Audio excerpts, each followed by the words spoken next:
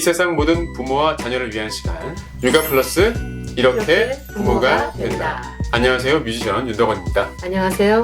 경남대학교 유아교육과 재경숙 교수입니다. 안녕하세요. 푸르니 보육지원재단 김원기 대표입니다. 네, 오늘 두 번째 시간입니다.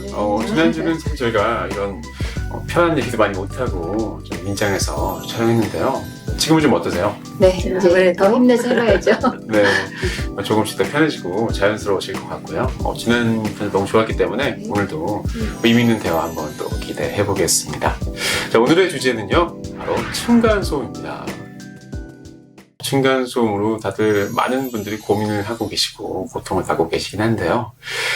이 층간소음 관련해서 또 육아 그리고 자녀 교육과 관련해서 생각해볼 부분이 있다고 해서 오늘 또 주제로 삼아봤습니다. 최근에도 층간소음에 관한 많은 기사들이 좀 나오고 있는 것 같아요. 네, 맞습니다. 이 코로나 때문에 다들 집에서 많은 시간을 보내다 보니까 층간소음이 더욱더 심각해지고 있다. 더 많은 분들이 고통받고 있다는 얘기들이 있는 것 같은데요. 지난 3월에는 광주의 한 빌라에서 한 남성이 아래층에 사는 이웃 여성의 집에 흉기를 들고 찾아가서 자녀들이 너무 시끄럽다, 조용히 하지 않으면 죽여버리겠다라고 협박한 혐의로 구속이 됐습니다. 이 사람들은 평소에도 층간소음 문제로 자주 갈등을 빚어온 것으로 알려졌다고 하는데요. 사실 그뿐만 아니라 SNS를 통해서 유명 연예인들의 층간소음 문제들이 한 번 더 화제가 됐던 적도 있었고요. 특히 요즘 같은 때는 더 빼놓을 수 없을 것 같아요. 학교를 많이 못 가기 때문에. 저는 층간소음 기사를 접할 때마다 그 층간소음을 내는 가정, 또 층간소음 때문에 시달리는 가정, 두 집의 입장을 이제 생각해 보게 되는데요. 맞아요. 특히 이제 자녀를 둔 부모의 입장을 생각해 보면 굉장히 난처한 상황이 참 많이 있습니다. 저도 어릴 때 아래층에서 올라왔으니까 그렇죠. 조용히 하라고 이런 얘기 들었었거든요. 네네. 일단 인터폰으로 한번 이제 또 그 연락을 받을 때면 이제 바로 아이들에게 뛰지 마 하고 그쵸. 이제 큰 소리로 이제 좀 아이의 행동을 이렇게 제재시키기도 하고 이렇게 이제 그 많은 어떤 아이의 행동에 촉각을 이제 세우게 되는데요. 한편 또 그렇다고 해서 층간소음에 시달리는 분들의 입장을 이해를 못하는 건 아니에요. 그렇죠. 예, 윗집에 아이가 뛰는 것을 분명히 알고는 있고 아이들이 다 그러려니라고 생각을 하지만 그래도 아이들의 발자국 콩콩콩콩 뛰는 소리라든지 그쵸. 또는 아이들이 사실 콩콩콩콩만 뛰는 게 아니라 쾅쾅쾅도 뛰잖아요. 그래서 그러한 소리가 날 때마다 사실은 굉장히 이해하고 오랫동안 참고 지내기는 또 어려움이 있겠다. 그러다 맞습니다. 보면 이 두 입장에 대해서 우리가 이제 어떻게 이것을 좀 서로 더 불편해지지 않게 할 수 있는 방법이 없을까 좀 생각해 봐야 될 것 같아요. 이런 경우에 그럼 어떻게 하면 좋을까요? 서로 입장이 다르고 처한 상황들이 너무 다르기 때문에 일반화하기도 힘들고 그럴 것 같은데요. 그 초등학생하고 유치원 다니는 아이가 있는 저희 어머니가 이제 제가 아는 사람인데 굉장히 신경을 썼어요. 그래서 소음 방지 매트도 깔고 아이들한테 소음 방지 슬리퍼도 신기고 슬리퍼도 있어요? 예, 슬리퍼도 있답니다. 그 집ben치 이제 볼록한 것들. 그래서 아이들이 참 불편할 텐데도 이제 그걸 신기고 놀리고 그리고 그분이 알기에는 그 아랫집이 코로나 때문에 그 청소년 자녀들은 집에서 공부를 하고 부모님들은 맞벌이 한다는 걸 알고 있었기 때문에 그 어린 자녀들을 안방에서 놀게 했답니다. 안방은 비어있을 거라고 생각을 한 거죠. 엄마 아빠가 일하러 나가니까 그 시간에 거긴 괜찮다. 그렇죠. 이렇게 생각. 그러니까 신경을 많이 썼는데 어느 날 밑에서 올라오셨대요. 그러면서 아이들을 안방에서 공부를 시키고 있었다고 조금 조용히 해달라고. 그래서 신경을 쓴다고 썼는데 이제 낭패스러웠겠죠. 예, 그런 얘기도 들었어요. 그러니까요. 이게 아래층이 어떻게 지내시는지 알 수가 없으니까 사실 조심스러운 것도 사실이에요. 그런 미담도 있습니다. 먼저 우리 집에 아이들이 있으니까 좀 잘 좀 봐주십시오라고 인사하고 이런 경우도 있겠지만 사실은 보통 좀 어떻게 해야 되지? 이런 생각들이 더 클 것 같아요. 소통을 어떻게 시작해야 되지? 이런 것들. 그렇죠. 그래서 요즘같이 사생활을 중시하는 시대에 그렇죠. 어떻게 사시는지 일일이 물어볼 수도 없고 또 사실 알면 굉장히 도움이 되는데 저도 그런 유사한 경험이 있었어요. 아이들이 어릴 때인데 그날 일요일이어서 어디 이제 안 가고 집에 있었죠. 근데 낮 시간이니까 별 걱정 없이 일상생활을 하고 있었는데 아무래도 좀 쿵쿵거렸겠죠? 그러는데 아랫집에서 올라오셨어요. 그래서 그분이 저도 처음 알게 됐는데 방앗간을 하신대요. 아. 그래서 일찍 가서 떡을 만드시고 와서 쉬는 시간이신 걸 낮 저녁 시간에, 먹으러 예. 갔던 거죠.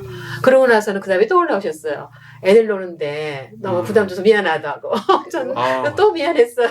항의하는 입장에서도 뭐 애들이 원래 그런데 또 너무 괴롭고 이런 마음이 그렇죠. 있으니까 네. 언제 힘드셨으면 이게 정말 오셨을까. 어렵네요. 이게 그 소음이라는 게 사실 완전히 차단하는 게 정말 힘든 일이거든요. 네. 저도 이제 음악을 하고 막 작업실 여러 군데 다녀보고 음. 또 이제 경험들을 하면서 느끼는 거지만 소리가 줄어들 수는 있지만 아예 없어지긴 힘들고 또 어떤 분들과 어떤 상황에 따라서 작은 소리도 크게 들릴 때가 있고 맞아요. 조금 소리가 있어도 못 느낄 때도 있거든요. 맞아요. 그래서 이제 이런 점이 정말 어려운 부분이라고 생각을 해요.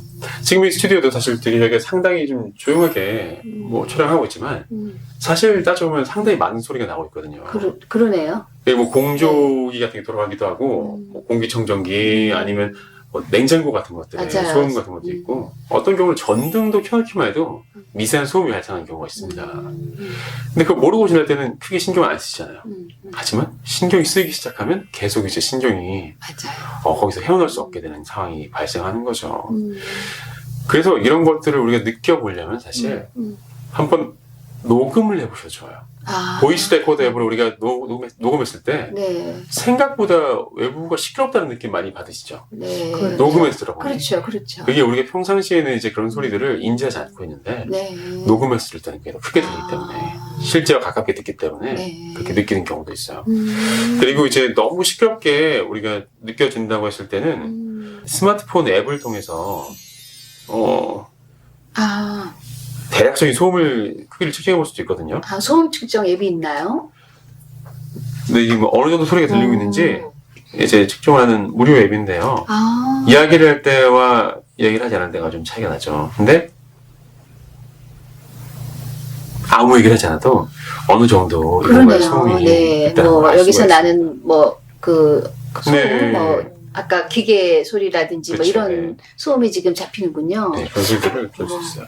이렇게 간편한 방법이 있었군요. 저도 학교에서 학생들이 쉬는 시간에 네. 너무 시끄럽다. 다른 사람들 있고 하니까 조금 소리를 줄이자 이런 의논을 할 때 네. 몇 데시벨 정도 되는지 한번 알아보고 싶었어요. 근데 전문 기계여야 되는 줄 알았죠. 대략적인 그 상대적인 강도를 한번 눈으로 보고 싶을 때는 이런 앱을 사용하시는 것도 좋을 것 도움이 같습니다. 많이 될 것 같아요. 저도 학생들하고 한번 재봐야 되겠어요. 다 휴대폰들 가지고 있고 하니까. 그러네요. 하지만 역시 제일 중요한 거는 그 소음을 듣는 사람이겠죠. 네. 저도 어린이집에서 그런 비슷한 경험을 한 적이 있어요. 예. 어느 날 제 친구가 어린이집을 오지 않겠다. 그렇게 부모한테 얘기를 해서 이제 저희도 깜짝 놀랐죠. 혹시 뭐 다른 힘든 일이 있나. 그랬더니 이유가 어린이집에서 너무 시끄러운 소리가 많이 나서 자기가 힘들다. 너무 시끄러워서. 네, 그래서 굉장히 의아했어요. 어린이집이라는 곳을 우리가 생각해보면, 뭐, 음악소리, 배경음악으로 아이들에게 즐거움을 주는 음악도 틀어주고, 또 아이들이 노는 소리, 그 다음에 뭐 간식이나 뭐 식사하는 소리, 뭐 이런 아주 통상적인 어떤 환경인데, 이 아이가 어떤 소리에 소음이라고 느끼나, 이게 굉장히 이제 의아해서, 네. 제가 이제 그냥 간과하지 않고, 어린이집의 소리를 아침부터 저녁까지 아주 세심하게 이제 들어본 거예요. 그래갖고 깜짝 놀랐어요. 왜요? 왜냐면 이 소리라는 게 우리가 음악 소리도 아이들을 위해서 틀어주었지만 사실 그 소리에 하루 종일 들었을 때 좀 피곤함을 느끼는 아이도 있을 거고. 그렇죠. 네. 그렇죠. 그 다음에 아이들이 노느라고 내는 소리 이외에 또 큰 소리로 내는 아이들이 있잖아요. 애들 소리 지르는 게 생각보다 커요. 네네. 그러니까 큰 소리로 나는 소리도 사실은 내가 말하지 말라고 하지 못하기 때문에 내가 듣는 사람 입장에서는 오롯이 다 들어야 되는 소리들. 그 다음에 뭐 장난감 뭐 쌓고 넘기면서 하는 우르르 하는 그런 소리들. 그러니까 그 소리에 대해서 내가 그냥 아무렇지도 않으면 상관없는데 그 소리가 힘들다고 느끼면 상당히 힘들 수 있는 여지의 소리가 굉장히 많더라고요. 뭐 부엌에서 그 아이들 먹은 그 식판들 그것도 위생적으로 하느라고 스테인레스로 했을 때 스테인레스 식판끼리 부딪히는 소리라든지 뭐 이런 것들이 굉장히 많이 나서 이게 힘들다고 생각하면 힘들 수 있겠다라고 생각하고 저희가 조금 소리에 대한 어떤 자제 또 어떤 좀 너무 시끄러운 소리는 이제 다른 방법을 생각하는 그런 조치를 취한 적이 있거든요. 그래서 저도 그 네. 개인차를 생각해 본 적이 있었어요. 네네네. 교직원 식당에서 식사를 같이 하고 있는데 그때 유난히 주방에서 그러시는 소리가 크게 났어요. 그래서 제가 불편해하고 왜 우리가 식사를 하고 있는데 저렇게 시끄럽게 할까 이렇게 얘기를 했는데 그 자리에 있던 다른 분은 자기는 몰랐다고 안 거슬린다고 하더라고요. 그래서 그때도 사실은 좀 측정해보고 소리에 대한 예. 그리고 이 개인차도 굉장히 크구나 그렇죠. 하는 생각 했었어요. 맞습니다. 이 소음에 대한 기준은 사실 우리가 상당히 주관적이라는 말씀 지금 나누긴 했지만 네. 그래도 어느 정도는 객관적인 기준이 있을 것 같기도 하거든요. 뭐 어느 정도면 좀 그래도 우리가 좀 기준을 정해서 좀 서로 이해를 해보자라고 할 수 있는 그런 기준이 있을 것 같기도 해요. 그렇죠. 층간소음 분쟁이 한 해에 뭐 2, 3만 건이 된다고 하니까 요즘 코로나 시기에는 더 많을 것이고 이게 또 이제 예. 기록된 게 이 정도라면 네. 기록 안 된 거 더 많을 그렇죠, 거고요. 그렇죠. 그러니까 당연히 기준이 마련되어 있습니다. 그리고 그 기준이 주간과 야간이 다른데 그러니까 직접 충격 소음인 경우에 주간은 43데시벨 그리고 야간은 38데시벨이 소음의 기준이라고 해요. 정말요? 그리고 우리가 많은 사람이 잘 모르고 있는데 소음 피해를 입은 사람은 보통 이제 우리가 뭐 인터폰으로 경비처 얘기하고 한 그것이 옳은 절차인 모양이에요. 먼저 관리 주체에게 층간소음 발생을 네. 알려주고 그리고 해결 방안을 요청하는 그런 절차가 필요하다고 합니다. 네, 직접 서로 간에 얘기를 하다가 또 마음이 상할 수도 있고 하니까 그렇죠. 약간 관리 주체가 네. 있다면 그쪽에 먼저 그렇죠. 얘기하는 게 도움이 되겠네요. 예. 그리고 이제 상황이 생각보다 어려우면 그 층간소음 이웃사회 센터라는 것도 있고요. 층간소음 예, 이웃사회 예. 센터. 기구들이 있더라고요. 저도 찾아봤더니 그리고 국가소음정보 홈페이지에 들어가 보시면은 우리가 참고할 만한 여러 자료와 기준들이 거기에 많이 담겨 있어요. 꼭 한번 들어가 보면 좋을 것 같습니다. 정말 참고할 만한 기준과 방법들이 꽤 있었네요. 그래도 어쨌든 제일 중요한 마음은 역시 배려하고 이해하고자 하는 그런 마음가짐이 아닐까 싶은데요. 코로나19가 본격화한 지난해 집계된 층간소음 접수 현황이 아까 제가 간략하게도 말씀드렸지만 36,105건이라고 합니다.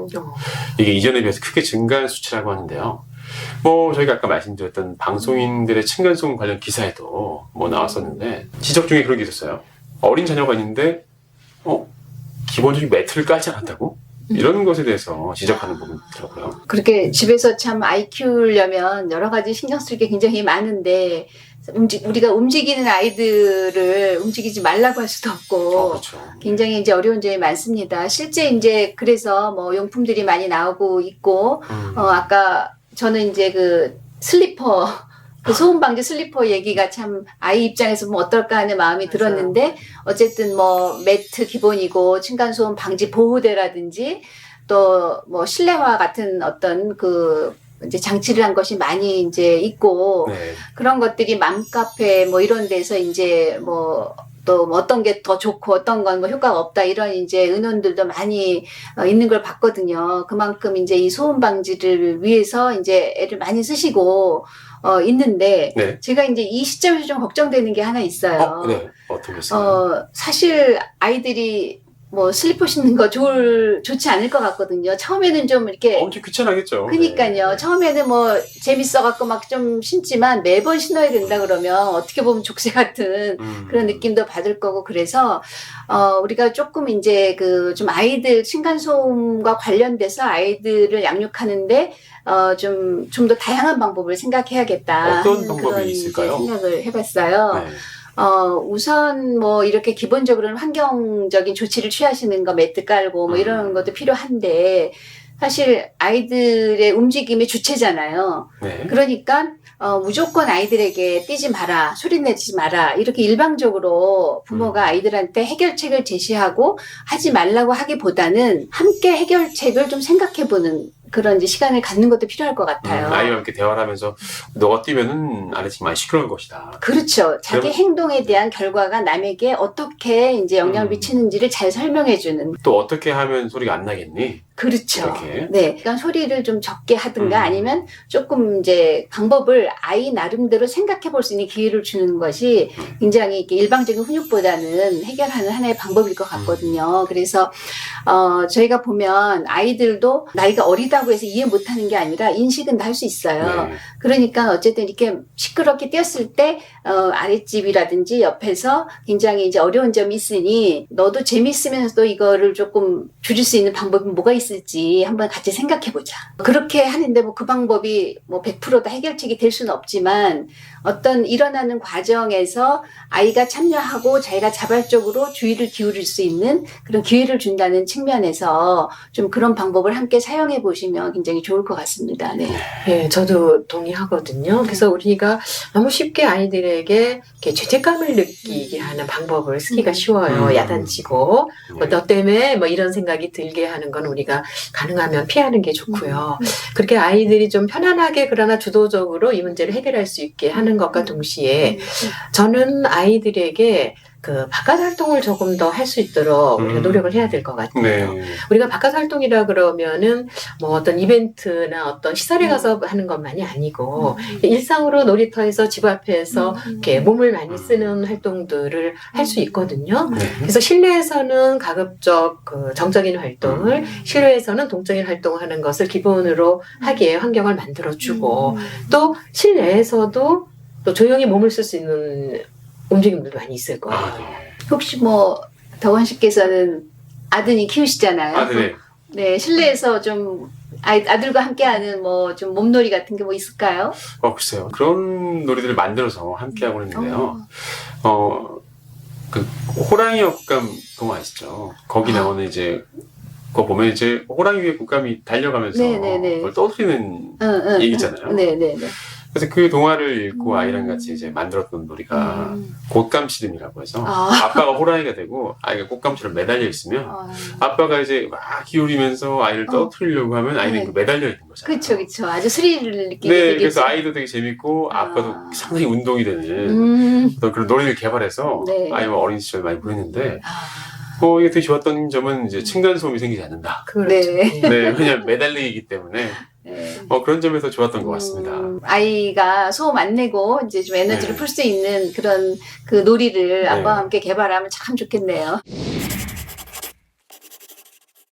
자, 이렇게 해서 오늘 층간소음에 대한 얘기 나눠봤습니다. 층간소음에 대해서 이것만 알았더라면 하는 것들 오늘 얘기한 주제를 바탕으로 세 줄로 요약해보도록 하겠습니다. 첫 번째, 이웃이 힘든 점은 없는지 먼저 관심을 갖자. 둘째, 자녀와 함께 해결책을 생각해보고 또 실천도 해보자. 세 번째, 객관적인 기준을 참고해서 그리고 지원 기관의 도움도 받자. 자, 육아 플러스 여러분의 육아 고민 있으시면 언제든 사연 올려주시고요. 댓글도 남겨주세요. 그리고 이 방송이 도움이 되셨다면 구독과 좋아요도 많은 부탁드립니다. 자, 그럼 오늘 여기서 인사드리도록 하겠습니다. 지금까지 윤덕원, 김원기, 재경숙이었습니다. 육아 플러스 이렇게 부모가 된다.